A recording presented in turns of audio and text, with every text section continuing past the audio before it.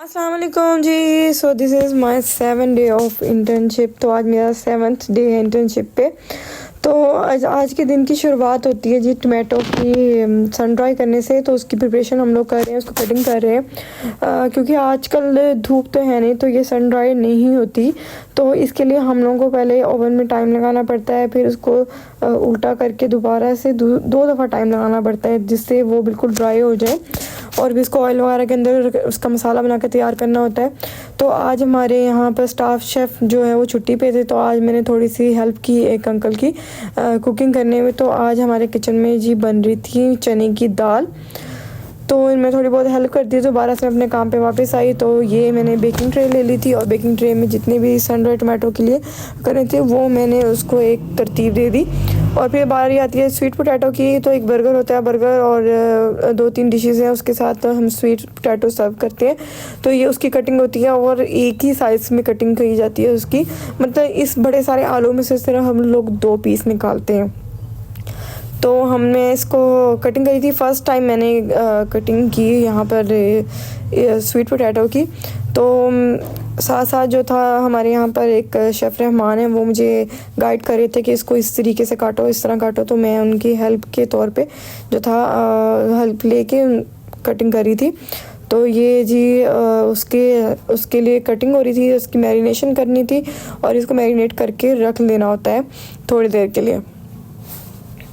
और जो sun dry tomato होते हैं उसको हम लोगों ने ऑयल के अंदर प्रिजर्व करना होता है। ऑयल होता है, उसके अंदर बेसल डलती हैं, काली मिर्चें डलती हैं और 2-3 मसाले ऑर्गेनो वगैरह डल के एक जिस तरह अचार के मसाला तैयार होता है, इसी तरह ये वाला मसाला हम लोगों ने तैयार किया। उसमें बे लीफ और कितना खूबसूरत प्लेट ऑफ आर्ट लग रहा है। तो ये जी हमने इसको बेक करना होता है। बेक करके जी हमने इसको ऑयल में डाल के सन ड्राई टमाटो उसके अंदर डालने होते हैं।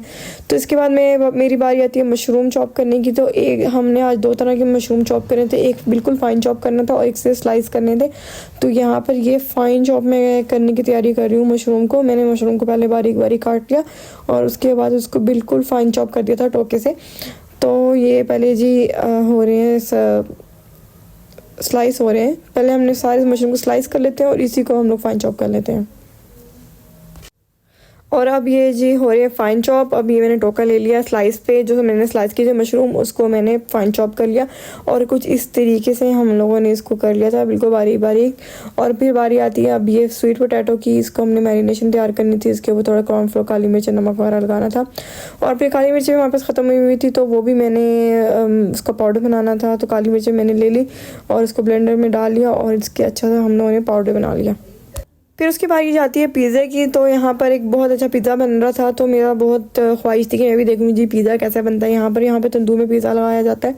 तो ये मुझे दिखा रहे थे कि ऐसे करके हम लोग तंदूर में पिज़्ज़ा लगाते हैं। तो ये जी इसकी टॉपिंग चल रही है। तो इसको हम लोगों ने टॉपिंग वगैरह करके इसमें चिकन वगैरह लगा के और जितने भी चेरी टमाटो और बहुत ही ज़बरदस्त किस्म का जब पिज़्ज़ा तैयार करके इसको हमने तंदूर में लगा दिया था, वो भी मैं आपको दिखाती हूँ।